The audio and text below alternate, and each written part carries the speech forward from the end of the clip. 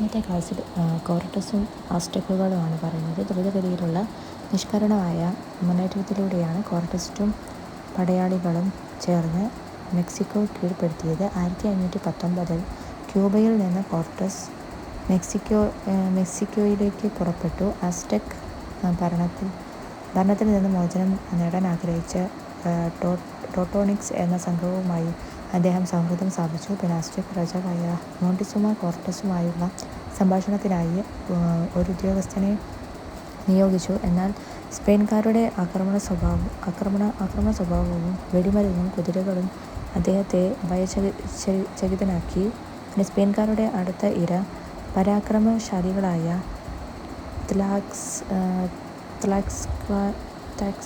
ത്ലാക്സ്കലൻസ് ആയിരുന്നു. പിന്നെ സ്പെയിൻകാർ അതിക്രൂരമായി ത്ലാക്സ്കലൻസിനെ കൂട്ടക്കൊല ചെയ്തു. അതിനുശേഷം ചിഡിറ്റ്ലാനിലേക്ക് മുന്നേറ്റം ആരംഭിക്കുകയും 1519 നവംബർ 8 അവിടെ എത്തിച്ചേരുകയും ചെയ്തു. മോണ്ടിസുര കോർട്ടസിനെ ഹൃദ്യമായി സ്വീകരിച്ചു. വിശദീകരണങ്ങളൊന്നുമില്ലാതെ കോർട്ടസ് ചക്രവർത്തിയെ വീട്ടുതടങ്കലിലാക്കി. സ്പെയിനു മുന്നിൽ ചക്രവർത്തിയുടെ കീഴടങ്ങലിൻ്റെ ഔദ്യോഗിക സ്ഥിരീകരണമെന്നോണം ആസ്റ്റക് ക്ഷേത്രങ്ങളിൽ കോർട്ടക്സ് ക്രൈസ്തവ രൂപങ്ങളെ പ്രതിഷ്ഠിച്ചു. ഈ സന്ദർഭത്തിൽ തൻ്റെ പ്രതിനിധിയെ ചുമതലയേൽപ്പിച്ച് കോർട്ടസിന് തിടുക്കത്തിൽ ക്യൂബയിലേക്ക് മടങ്ങേണ്ടി വന്നു. 1520 ജൂൺ 25 കോർട്ടസ് തിരിച്ചെത്തിയപ്പോൾ നിരവധി പ്രശ്നങ്ങളാണ് അദ്ദേഹത്തെ എതിരേറ്റത്. പിന്നെ നടപ്പാതകളും റോഡുകളും പാലങ്ങളുമെല്ലാം നശിപ്പിക്കപ്പെട്ടിരുന്നു. സ്പെയിൻകാർക്ക് ഭക്ഷണത്തിനും കുടിവെള്ളത്തിനും കടുത്ത ക്ഷാമം നേരിട്ടു. ഇതേ തുടർന്ന് കോർട്ടസ് അവിടെ നിന്ന് പിൻവാങ്ങുവാൻ നിർബന്ധിതനായി. പിന്നെ 600 കോൺക്വിസ്റ്റഡോർസ് അവരുടെ സഖ്യ സൈനികരായ തലാസ്കലൻസുകളും വധിക്കപ്പെട്ടു. കണ്ണീരിൻ്റെ രാത്രി, നൈറ്റ് ഓഫ് ടിയേഴ്സ് എന്നാണ് ഈ സംഭവം അറിയപ്പെടുന്നത്. പുതിയതായി തിരഞ്ഞെടുക്കപ്പെട്ട രാജാവായ ക്വാട്ടെമോക്കിന് എതിരെയുള്ള തന്ത്രങ്ങൾ ആവിഷ്കരിക്കുന്നതിനായി താൽക്കാലികമായി ത്ലാക്സ്കലനിലേക്ക് പിൻവാങ്ങാൻ കോർട്ടസ് നിർബന്ധിതനായി. പിന്നെ ഇതേ സമയം യൂറോപ്യന്മാർക്കൊപ്പം വന്ന മാരകമായ വസൂരി രോഗം ബാധിച്ച് നിരവധി ആസ്റ്റക്കുകൾ മരണത്തിനു കീഴ്പ്പെടുകയായിരുന്നു. തങ്ങളുടെ അന്ത്യം അടുത്തു വരുന്നു എന്നതിൻ്റെ നിമിത്തങ്ങൾ കണ്ടു തുടങ്ങിയെന്ന വിശ്വാസത്തിൽ ആസ്റ്റക് രാജാവ് ജീവിതാന്ത്യം ചെയ്തു. പിന്നെ മെക്സിക്കോ പൂർണ്ണമായും കീഴടക്കാൻ 2 വർഷമെടുത്തു. മെക്സിക്കോയിലെ പുതിയ സ്പെയിനിൻ്റെ ക്യാപ്റ്റൻ ജനറലായി കോർട്ടസ് അവരോധിതനായി. പിന്നെ സ്പെയിനിലെ ചാൾസ് അഞ്ചാമൻ കോർട്ടസിന് ബഹുമതികൾ നൽകി ആദരിച്ചു. മെക്സിക്കോയിൽ നിന്നും ഗ്വാട്ടിമാല, നിക്കരാഗ്വ, ഹോണ്ടുറാസ് എന്നിവിടങ്ങളിലേക്കും സ്പെയിൻകാർ അവരുടെ ആധിപത്യം വ്യാപിച്ചു. പിന്നെ അടുത്ത മായന്മാർ.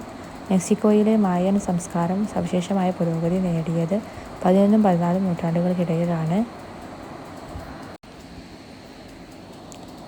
ചോളം കൃഷിയായിരുന്നു അവരുടെ സംസ്കാരത്തിൻ്റെ കേന്ദ്രബിന്ദു. ചോളം നടുന്ന സമയത്തും വളർച്ചയുടെ ഓരോ ഘട്ടത്തിലും വിളവെടുപ്പിൻ്റെ സമയത്തുമെല്ലാം നിരവധി മതപരമായ ആചാരങ്ങളും ചടങ്ങുകളും നിലവിലുണ്ടായിരുന്നു. മായന്മാർ രൂപം കൊടുത്ത ചിത്രലിപി രൂപത്തിലുള്ള എഴുത്തുവിദ്യ ഭാഗികമായി മാത്രമേ വായിച്ചെടുക്കാൻ കഴിഞ്ഞിട്ടുള്ളൂ. പിന്നെ അടുത്ത് ഉൻകാകൾ. തെക്കേ അമേരിക്കയിലെ തദ്ദേശീയ സംസ്കാരങ്ങളിൽ ഏറ്റവും ബൃഹത്തായത് പെറുവിലെ കെച്വ അഥവാ ഇൻക സംസ്കാരമാണ്. 12-ാം നൂറ്റാണ്ടിൽ ആദ്യത്തെ ഇൻകായായ മാൻകോ കപ്പാക് കുസ്കോയിൽ തൻ്റെ തലസ്ഥാന നഗരം സ്ഥാപിച്ചു. സാമ്രാജ്യത്തിൻ്റെ വികാസം ആരംഭിക്കുന്നത് 9ാമത്തെ ഇൻകായുടെ കാലത്താണ്. പിന്നെ അതിൻ്റെ വളർച്ചയുടെ ഉച്ഛസ്ഥായിയിൽ ഇക്വഡോർ മുതൽ ചിലി വരെ 3000 മൈൽ വ്യാപിച്ചു കിടക്കുന്നതായിരുന്നു ഇൻകാ സാമ്രാജ്യം. സാമ്രാജ്യം അങ്ങേയറ്റം കേന്ദ്രീകൃതമായിരുന്നു. ഭരണ സംവിധാനത്തിൽ രാജാവ് തന്നെയായിരുന്നു പരമാധികാരി. എല്ലാ പ്രജകളും കൊട്ടാര ഭാഷയായ കെച്വ സംസാരിക്കണമെന്ന് നിഷ്കർഷിച്ചിരുന്നു. പിന്നെ ഓരോ ഗോത്രവും ഭരിച്ചിരുന്നത് മുതിർന്നവരുടെ സ്വതന്ത്ര സമിതികളായിരുന്നു. ഗോത്രങ്ങൾ പൊതുവിൽ രാജാവിനോട് കൂറ് പുലർത്തേണ്ടിയിരുന്നു. പിന്നെ ദി ഹൈറ്റ്സ് ഓഫ് മാച്ചു പിച്ചു രചിച്ചത് പാബ്ലോ നെരൂദയാണ്. പിന്നെ ജനസംഖ്യയുടെ കൃത്യമായ കണക്കുകളില്ലെങ്കിലും ഏകദേശം ഒരു ദശലക്ഷത്തിലധികം ജനങ്ങൾ ഉണ്ടായിരുന്നു എന്ന് കരുതപ്പെടുന്നു. പിന്നെ ഇക്വഡോർ മുതൽ ചിലി വരെയുള്ള പർവ്വതനിരകളിലും അവർ റോഡുകൾ നിർമ്മിച്ചിരുന്നു.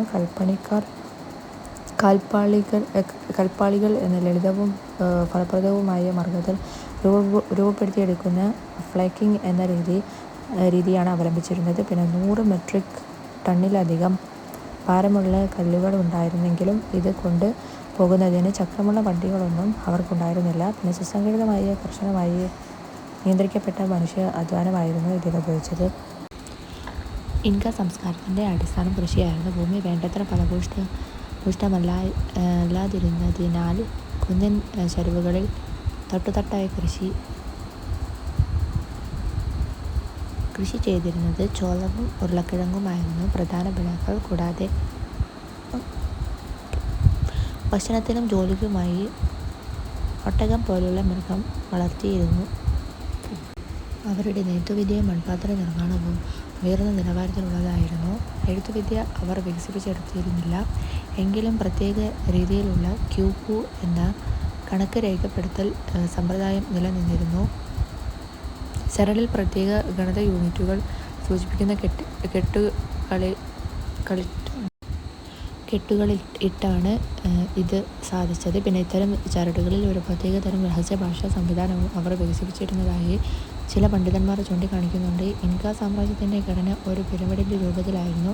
ഇത് സൂചിപ്പിക്കുന്നത് ഒരു ഇൻക ഭരണാധികാരി കീഴടക്കപ്പെട്ടാൽ ഉടൻ തന്നെ അധികാര ശൃംഖലയിലെ ഓരോ കണ്ണിയും പെട്ടെന്ന് വേർപെട്ടു പോകുമായിരുന്നു എന്നാണ്.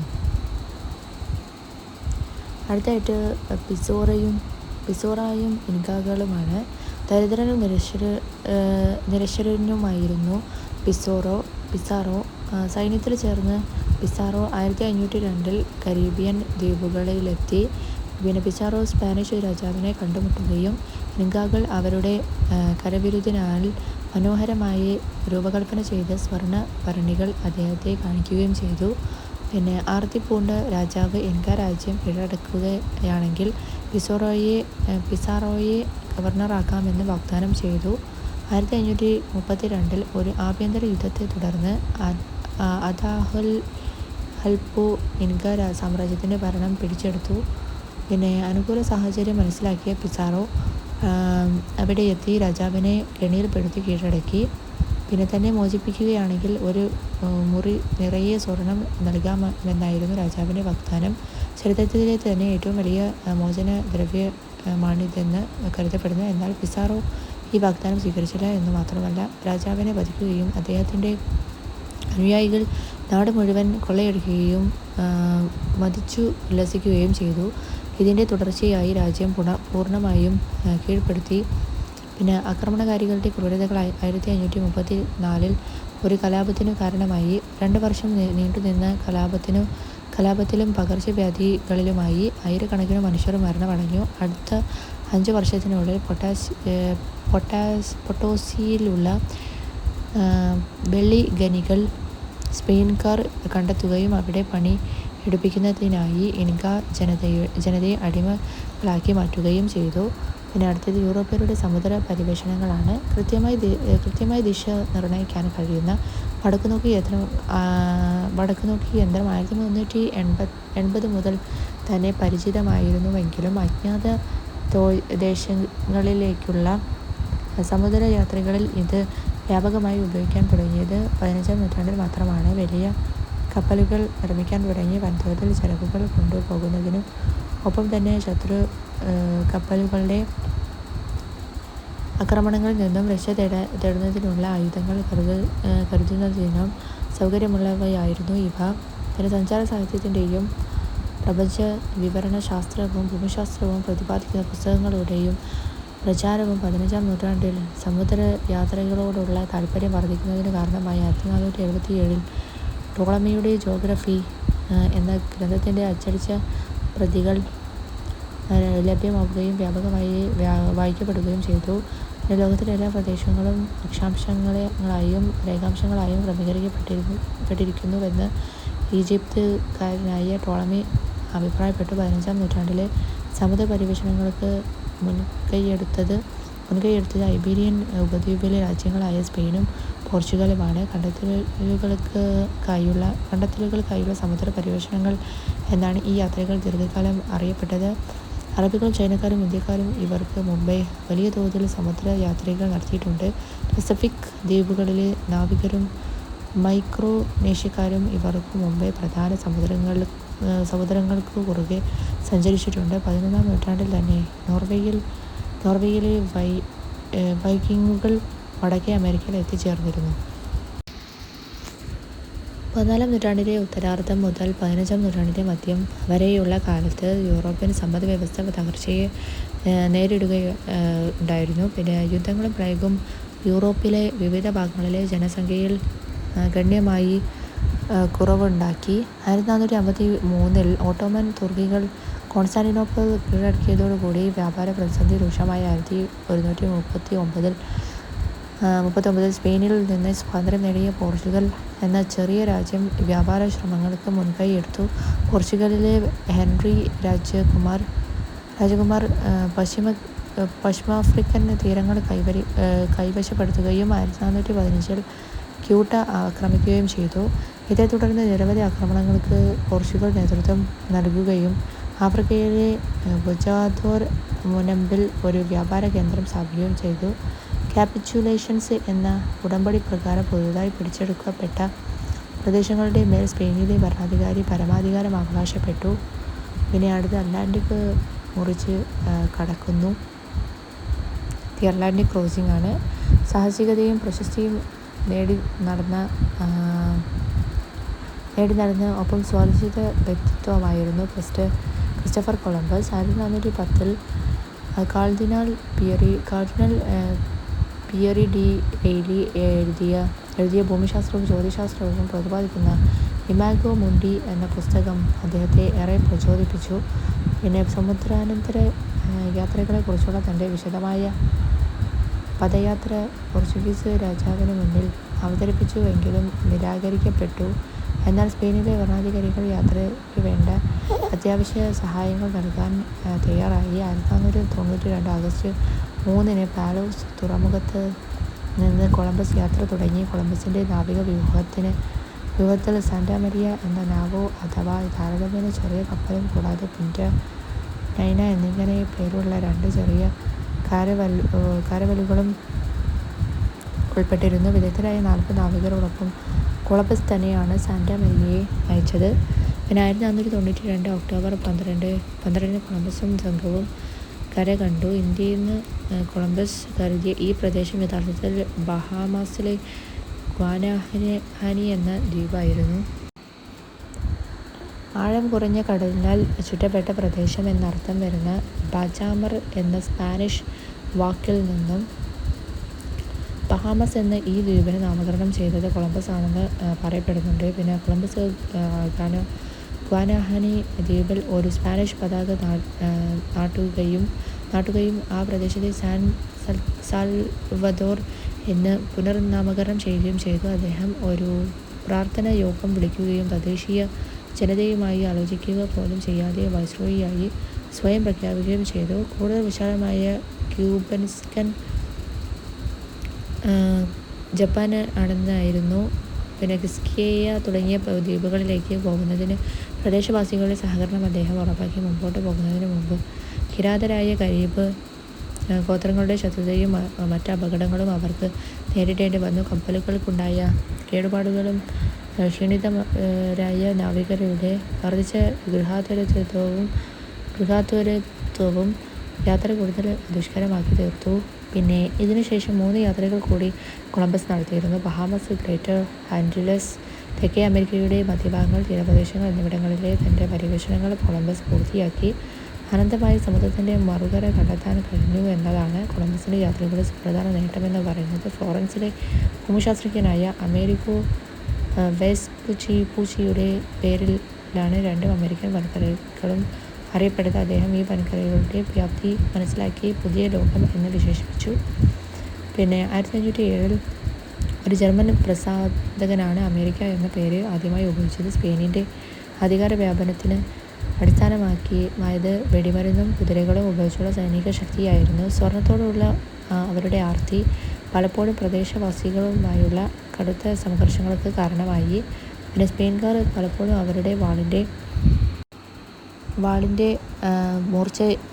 മൂർച്ച പരിശോധിച്ച അരവാക്കുകളുടെ പച്ചമാംസത്തിലായിരുന്നു എന്ന് സ്പാനിഷ് ആക്രമണകാരികളുടെ കടുത്ത വിമർശകനായിരുന്നു സ്പാനിഷ് സന്യാസി ബർത്തലോമി ഡി ലാസ് കാസസ് നിരീക്ഷിച്ചിട്ടുണ്ട്. സൈനിക അടിച്ചമർത്തലുകൾക്കും നിർബന്ധിത ജോലികൾക്കും പുറമെ പകർച്ചവ്യാധികളും പ്രാദേശിക ജനതയുടെ ജീവിതം നരകതുല്യമാക്കി തീർത്തു. പിന്നെ തങ്ങളെ ആക്രമിക്കാനായി സ്പെയിൻകാർ ഉപയോഗിക്കുന്ന അദൃശ്യമായ വെടിയുണ്ടകളാണ് ഇത്തരം രോഗങ്ങൾക്ക് കാരണമെന്ന് പ്രാദേശിക ജനത സങ്കല്പിച്ചു.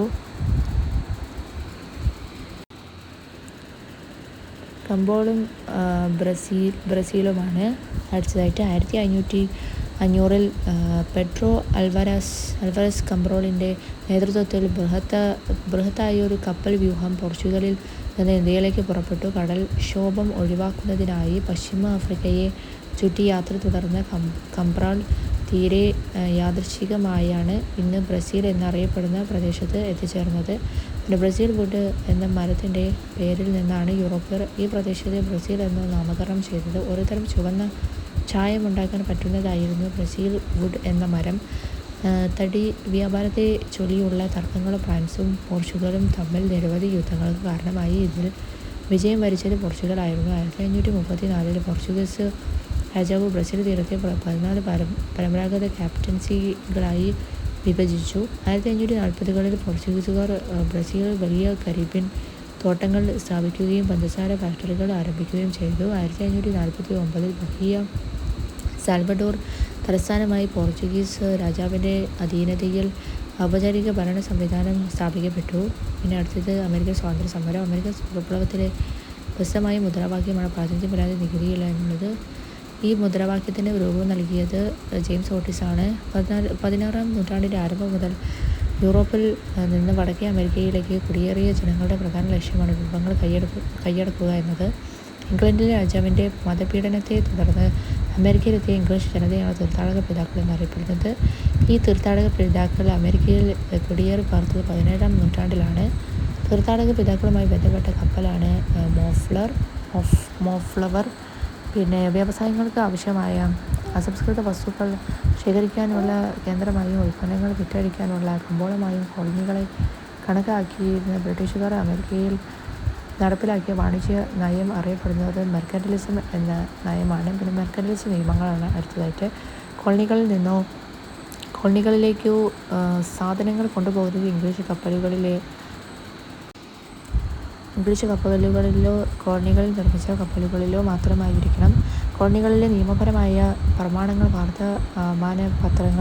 വർത്തമാനപത്രങ്ങൾ, ലഘുരേഖകൾ, ലൈസൻസുകൾ തുടങ്ങിയവയിലെല്ലാം ഇംഗ്ലണ്ടിൻ്റെ മുദ്ര പതിക്കണം. കോളനികളിൽ ഉൽപ്പാദിപ്പിച്ചിരുന്ന പഞ്ചസാര, കമ്പളി, പരുത്തി, പുകയില തുടങ്ങിയവ ഇംഗ്ലണ്ടിലേക്ക് മാത്രമേ കയറ്റി അയക്കാവൂ. പിന്നെ കോളനിയിൽ നിലനിർത്തിയിട്ടുള്ള ഇംഗ്ലീഷുകാരുടെ സൈന്യത്തിനുള്ള താമസ സ്ഥലവും അത്യാവശ്യ സൗകര്യങ്ങളും കോളനിക്കാർ നൽകണം. പിന്നെ കോളനികളിലേക്ക് ഇറക്കുമതി ചെയ്യുന്ന തേയില, ഗ്ലാസ്, കടലാസ് എന്നിവയ്ക്ക് ഇറക്കുമതി ചുങ്കം നൽകണം എന്നിവയാണ് മെർക്കന്റിലിസ്റ്റ് നിയമങ്ങൾ.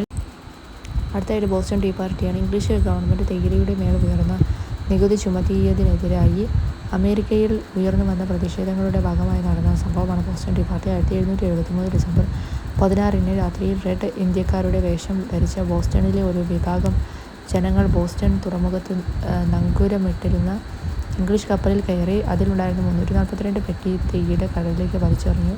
ഇത് ബോസ്റ്റൺ ടീ പാർട്ടി എന്നറിയപ്പെടുന്നു. പിന്നെ മനുഷ്യന് ചില മൗലിക അവകാശങ്ങളുണ്ട്, അതിനെ ഹനിക്കാൻ ഒരു ഗവൺമെൻറ് അവകാശമില്ല എന്ന് അഭിപ്രായപ്പെട്ടത് ജോൺ ലോക്കാണ്. ഏതെങ്കിലും വിദേശ ശക്തിക്ക് ഈ വൻകര ദീർഘകാലം കീഴടങ്ങി കഴിയണമെന്നത് യുക്തിക്ക് നിരക്കുന്നതല്ല എന്ന് അഭിപ്രായപ്പെട്ടത് തോമസ് പെയിനാണ്. പിന്നെ വൻകര ഒന്നാകെ സമ്മേളിക്കുന്നു.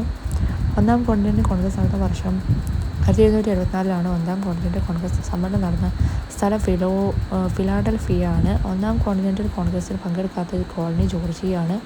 ഒന്നാം കോണ്ടിനെൻ്റൽ കോൺഗ്രസിൻ്റെ ഫലം എന്തായിരുന്നു? അത് വ്യാപാരത്തിനും വ്യവസായങ്ങൾക്കും ഏർപ്പെടുത്തിയിട്ടുള്ള നിയന്ത്രണങ്ങൾ നീക്കണമെന്നും തങ്ങളുടെ അംഗീകാരമില്ലാതെ നികുതി ചുമത്തരുതെന്നും ആവശ്യപ്പെട്ട് കോളനി ജനത ഇംഗ്ലണ്ടിലെ രാജാവിന് നിവേദനം നൽകിയെങ്കിലും രാജാവ് ജനങ്ങളെ അടിച്ചമർത്താനായി സൈന്യത്തെ അയക്കുകയും ഇത് ഇംഗ്ലണ്ടും കോളനികളും തമ്മിലുള്ള യുദ്ധത്തിന് കാരണമാവുകയും ചെയ്തു.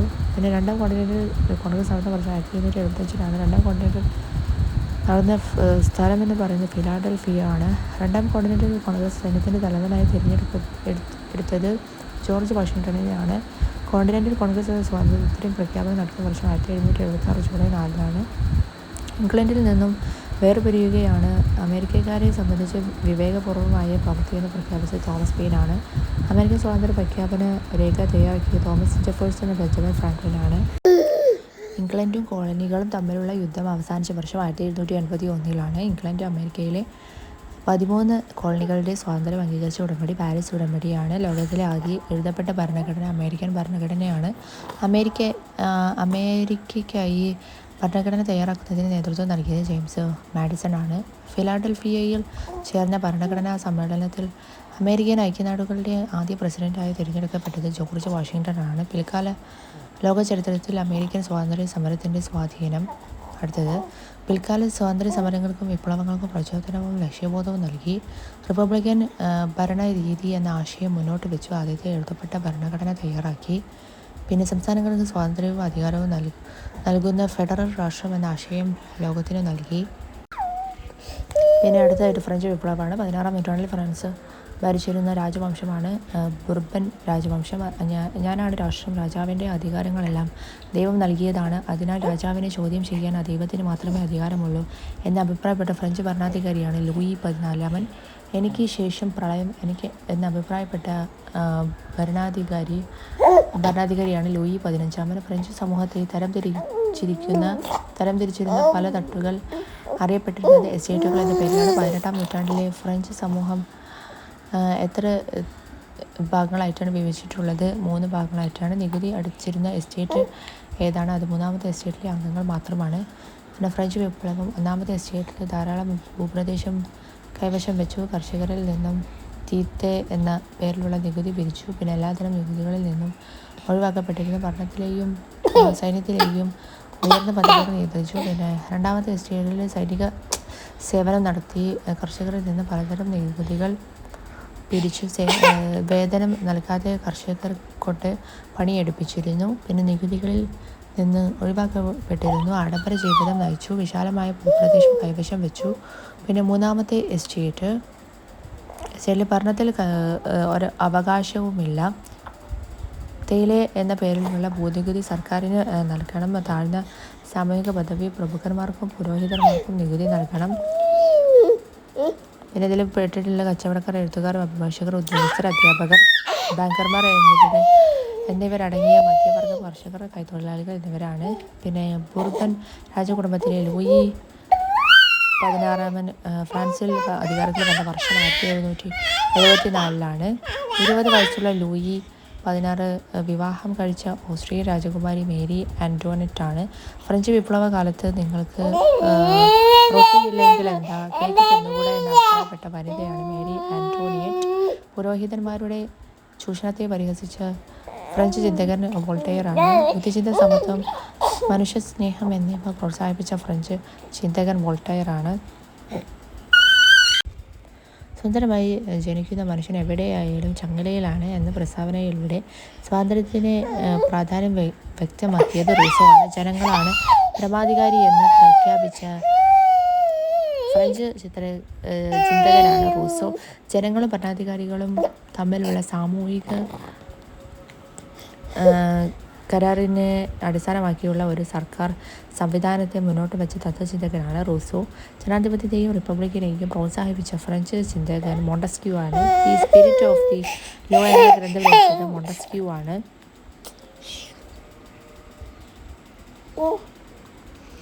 അടുത്തത് ഗവൺമെൻറ്റിൻ്റെ നിയമനിർമ്മാണം, കാര്യനിർവഹണം, നീതിന്യായം എന്നീ വിഭാഗങ്ങളായി തരംതിരിക്കണമെന്ന് വാദിച്ച ഫ്രഞ്ച് ചിന്തകൻ മോണ്ടസ്ക്യൂ ആണ്. 1789 മുമ്പുള്ള ഫ്രാൻസിലെ സമൂഹത്തെയും ഭരണ സംവിധാനങ്ങളെയും വിവരിക്കാൻ സാധാരണയായി ഉപയോഗിച്ചിരുന്ന പദമാണ് ഓൾഡ് റെജിം. ഫ്രാൻസിലെ പുരോഗമനപരമായ ആശയങ്ങൾ മുന്നോട്ട് വെച്ച തത്വചിന്തകന്മാരാണ് John Locke, Jean Jacques Rousseau തുടങ്ങിയവരാണ്. ഫ്രാൻസിലെ സാമ്പത്തിക സ്ഥിതി മോശമാകാനുള്ള കാരണങ്ങൾ ഫ്രാൻസിലെ രാജാക്കന്മാർ, പുരോഹിതർ, പ്രഭുക്കന്മാർ തുടങ്ങിയവർ നയിച്ച ആഡംബര ജീവിതം, ധൂർത്ത് എന്നിവയായിരുന്നു. പിന്നെ യുദ്ധങ്ങൾ, തുടർച്ചയായ വരൾച്ചയും കൃഷിനാശവും അമേരിക്കൻ സ്വാതന്ത്ര്യ സമരത്തിൽ കോളനികളെ സഹായിച്ചത്. പിന്നെ ഫ്രാൻസിലെ ജനാധിപത്യ സഭ അറിയപ്പെട്ടിരുന്നത് എസ്റ്റേറ്റ് ജനറൽ എന്ന പേരിലാണ്. പിന്നെ ലൂയി 16 എസ്റ്റേറ്റ് ജനറലിൻ്റെ സമ്മേളനം വിളിച്ചു കൂട്ടിയത് 1789 മെയ് 5-നാണ്. സമ്മേളനം കൂടാനായി ഹാൾ തയ്യാറാക്കപ്പെട്ടത് വോൾസൈൻസിലാണ്. പിന്നെ നിയമസഭയിൽ പ്രവേശനം നിഷേധിച്ചിരുന്ന കർഷകരുടെയും കരകൗശല തൊഴിലാളികളുടെയും സ്ത്രീകളുടെയും ആവശ്യങ്ങളും ആവലാതികളും പട്ടികപ്പെടുത്തി മൂന്നാമത്തെ എസ്റ്റേറ്റിലെ പ്രതിനിധികൾ കൊണ്ടുവന്ന കത്തുകളുടെ എണ്ണമാണ് 40,000-ഓളമാണ്.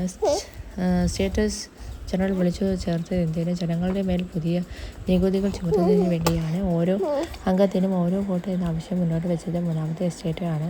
റൂസോ രചിച്ച ദി സോഷ്യൽ കോൺട്രാക്ട് എന്ന പുസ്തകത്തിൽ മുന്നോട്ട് വെച്ച ജനാധിപത്യ തത്വങ്ങളിൽ ഒന്നായിരുന്നു ഓരോ അംഗത്തിനും ഓരോ വോട്ട് എന്ന ആശയം. പിന്നെ മൂന്നാം എസ്റ്റേറ്റിലെ അംഗങ്ങൾ പ്രതിഷേധവുമായി സഭയിൽ നിന്നും ഇറങ്ങിപ്പോയിട്ടുണ്ടായിരുന്നു. പിന്നെ മൂന്നാമത്തെ എസ്റ്റേറ്റ് അറിയപ്പെട്ടത് മറ്റൊരു പേര് കോമൺസ് എന്നായിരുന്നു. ടെന്നീസ് കോർട്ട് പ്രതിജ്ഞയുമായി ബന്ധപ്പെട്ട വിപ്ലവം ഫ്രഞ്ച് വിപ്ലവമാണ്. ടെന്നീസ് കോർട്ട് പ്രതിജ്ഞ ജൂൺ 20 വെർസൈൽസ് മൈതാനത്തെ ഇൻഡോർ ടെന്നീസ് കോർട്ടിൻ്റെ ഹാളിൽ മൂന്നാമത്തെ എസ്റ്റേറ്റിലെ അംഗങ്ങൾ ഒത്തുകൂടി. അവർ സ്വയം ഒരു ദേശീയ അസംബ്ലിയായി പ്രഖ്യാപിക്കുകയും രാജാവിൻ്റെ അധികാരങ്ങൾ പരിമിതപ്പെടുത്തുന്ന ഒരു ഭരണഘടന ഫ്രാൻസിനായി തയ്യാറാക്കുന്നത് വരെ പിരിഞ്ഞു പോകില്ലെന്ന പ്രതിജ്ഞ എടുക്കുകയും ചെയ്തു. മൂന്നാമത്തെ എസ്റ്റേറ്റിലെ അംഗങ്ങളെ ഈ നടപടികൾക്കായി നേതൃത്വം നൽകിയവർ മിറാബ്യൂ, അബേ സിയസ് എന്നിവരാണ്. എന്താണ് തേർഡ് എസ്റ്റേറ്റ് എന്ന ലഘുലേഖ എഴുതിയ പുരോഹിതൻ ആരാണ്? തേർഡ് എസ്റ്റേറ്റ് എഴുതിയത് അബേ സിയസ് ആണ്. ഫ്രാൻസിലെ കുടുംബത്തിൽ ജനിക്കുകയും ഫ്യൂഡൽ പ്രിവിലേജ് ഇല്ലാതാകുന്നതിനായി പോരാടുകയും ചെയ്ത നേതാവാണ് മിറാബ്യൂ.